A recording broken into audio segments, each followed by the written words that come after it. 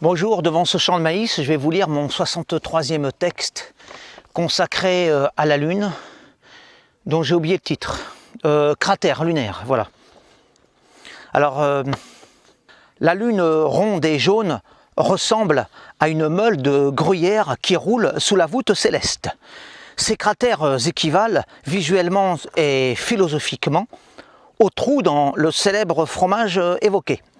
Depuis notre point de vue, à l'intérieur, il n'y a que de l'ombre, c'est-à-dire que nous sommes face à des gouffres de mystère qui font s'interroger nos plus grands penseurs. Que ce soit au fond de nos caves, sous la croûte de nos produits lactés en fermentation ou à la surface de l'astre lunaire, ces profondeurs attisent notre humaine curiosité.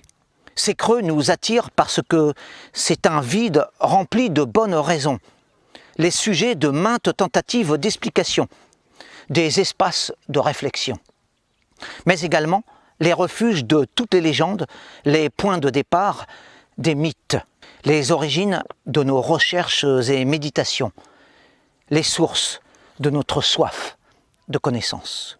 Ce sont là surtout des ténèbres qui ne demandent qu'à être éclairées par la lumière de nos esprits.